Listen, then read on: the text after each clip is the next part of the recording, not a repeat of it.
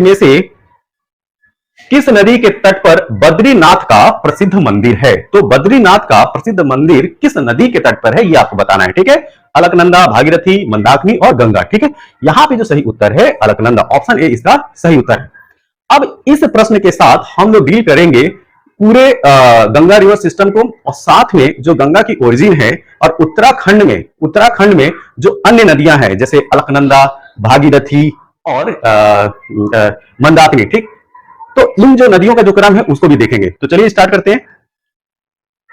इसके लिए इस मैप को देखिए। ठीक है, तो प्रश्न में क्या था? प्रश्न ये था कि बद्रीनाथ धाम जो है वो किस नदी के तट पे? तो देखिए ये है बद्रीनाथ। ठीक है, तो बद्रीनाथ जो है वो अलकनंदा नदी के तट पे। ये है केदारनाथ। ठीक, केदारनाथ भी जो तीर्थ स्थल है ये मंदाकिनी नदी के जो है तट पे। ठीक, और जैसा कि हम जानते हैं कि गंगोत्री और यमुनोत्री, ठीक है, इन जनरल हम लोग बोलते हैं कि गंगा की ओरिजिन जो है वो गंगोत्री से है। ठीक, जो कि पूर्णतः सत्य नहीं है, उसको हम एक्सप्लेन करेंगे। हाँ, यमुनोत्री से जो है वो यमुना नदी निकलती है। ये है यमुना नदी। तो यमुना नदी का उद्गम क्या है?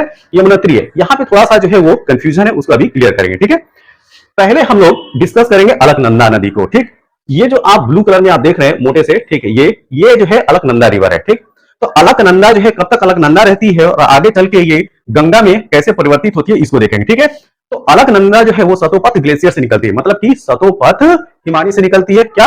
अलकनंदा नदी। अलकनंदा से ध्यान दीजिएगा, अलकनंदा से ये जो मेन रिवर है अलकनंदा, इससे धौली गंगा, ये देखिए ये वाली, ये जो धौली गंगा है, ठीक, बाएं तट की या विष्णु प्रयाग में मिलती है। ठीक, तो ये प्रश्न पूछा भी जाता है कि अलकनंदा से धौली गंगा कहां पे मिलती है? तो क्या बताएंगे? विष्णु प्रयाग। अब ये अलकनंदा आगे बढ़ती है, आगे बढ़ते हुए जब चलती है तो यह आगे चलकर ये आप जो देख रहे हैं पीली वाली लाइन, नंदाकिनी रिवर मिलती है। ठीक है, तो नंदाकिनी रिवर भी इसके बाएं तट से मिलती है। तो नंदाकिनी जहां पे मिलती है वो है नंद प्रयाग।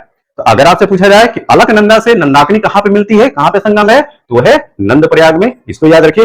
फिर यह जो है अलकनंदा आगे बढ़ती है, अलकनंदा से पिंडर आके मिलती है। ठीक है, कौन सी नदी आके मिलती है? पिंडर आके मिलती है। कहां पे? कर्ण प्रयाग में। ठीक है, तो कर्ण प्रयाग में किसका संगम हो रहा है? अलकनंदा और पिंडर नदी का। अब ये अलकनंदा आगे बढ़ती है, तो आगे जब बढ़ती है तो इधर से जो केदारनाथ से जो है ये मंदाकिनी जो रिवर होते हुए ये जो आ रही है, ठीक है, तो अलकनंदा के दाएं से क्या मिलती है? मंदाकिनी मिलती है। तो मंदाकिनी जो है अलकनंदा से मिलती है रुद्रप्रयाग में। ये भी प्रश्न पूछा जाता है कि मंदाकिनी और अलकनंदा का संगम कहां पे होता है? तो आप बताइएगा रुद्रप्रयाग। फिर ये अलकनंदा रिवर आगे बढ़ती है, ठीक, और इस गंगोत्री से जो भागीरथी नदी है, गंगा नहीं भागीरथी नदी, ये भागीरथी नदी जो है आती है और अलकनंदा से हो दाएं तट पे उसकी मिलती है। ठीक है, और कहां मिलती है? देवप्रयाग में। तो अगर आपसे पूछा जाए कि अलकनंदा और भागीरथी कहां मिलती है, तो आप बताइएगा देवप्रयाग। अब यही जो पॉइंट है, ध्यान दीजिएगा, देवप्रयाग यही वो पॉइंट है, मतलब यही वो संगम स्थली है जिसके बाद अलकनंदा जो है या ये जो भागीरथी है, ये जो है आगे चल के जो धारा कहलाएगी वो गंगा कहलाएगी। मतलब गंगा की जो ओरिजिन आपको कहां से मिल रही है? यहां से, देवप्रयाग के बाद। देवप्रयाग के पहले अगर आप देखोगे तो इधर जो है कहीं पे भी गंगा का नाम नहीं है। जब देवप्रयाग पे, ये जो पॉइंट है देवप्रयाग पे भागीरथी और इधर से अलकनंदा आके जब मिल जाती है और यह जो सम्मिलित धारा है आगे चल के गंगा के नाम से जानी जाती है। तो ये जो एक संक्षिप्त परिचय था, ठीक है, जो उत्तराखंड की जो नदियां हैं उनके बारे में और कैसे जो है गंगा का नाम ओरिजिन होता है। ये आगे की स्लाइड में हम लोग बात करेंगे कि जो गंगा रिवर सिस्टम है, ठीक, उसमें कौन कौन सी जो है उसकी बाएं तट की नदियां हैं और कौन कौन सी उसकी दाएं तट की नदियां हैं। ठीक है, तो बाएं तट और दाएं तट, ठीक, जैसे यहां से आप देखिए ये है गंगा का फ्लो, ये जो है जो आप डार्क ब्लू कलर में देख रहे हैं, ठीक, ये जो है वो है गंगा। ठीक, ये रिवर मेन जो है वो गंगा रिवर है। ठीक है, यहाँ पे आते आते ये आगे चल के जो है बंगाल की खाड़ी में गिरेगी। ठीक, अब ये गंगा रिवर इधर से आ रही है, तो ये जो नदी है गंगा नदी, ठीक, इस गंगा नदी के इधर से जो भी नदियां मिलेंगी, ठीक, वो बाएं तट वाली होंगी, दाएं तट वाली होंगी। तो इधर से जो भी मिलेंगी सब वो जो है वो बाएं तट वाली होंगी, जो इधर से आके मिलेंगी वो दाएं तट वाली होंगी। तो कभी कभी क्या होता है कि बाएं तट और दाएं तट के आधार पर भी जो है नदियों को पूछा जाता है। साथ में ये भी पूछा जाता है कि वेस्ट, ये हो गया वेस्ट और ये हो गया ईस्ट। ठीक है, तो वेस्ट टू ईस्ट गंगा नदी की जो ट्रिब्यूटरी है, जो सहायक नदियां हैं, उनके मिलने का क्रम भी पूछा जा सकता है। जैसे कि इस बार 2024 की यूपीएससी प्रीलिम्स में ये क्वेश्चन पूछा भी गया था। ठीक है, क्वेश्चन क्या था कि गोमती, गंडक, घाघरा और कोसी, इनको जो है आपको पश्चिम से पूरब के क्रम में व्यवस्थित करना था। ठीक है, तो इस चीज का भी ध्यान रखेंगे हम लोग। तो ध्यान रखिए ये सब जो है बाएं तट वाली है और इधर से जाएंगे वो गंगा की दाएं तट वाली रिवर होंगी। तो देखिए गंगा से यहाँ पे कन्नौज के आसपास जो है ये रामगंगा मिल रही है। आगे चल के ये जो गोमती नदी है वो मिलती है जौनपुर के पास, ठीक है। अब रामगंगा के बाद गोमती, उसके बाद घाघरा नदी मिलती है, ये है घाघरा नदी, ये घाघरा नदी मिली, ठीक। घाघरा के बाद गंडक रिवर मिलती है, ठीक है।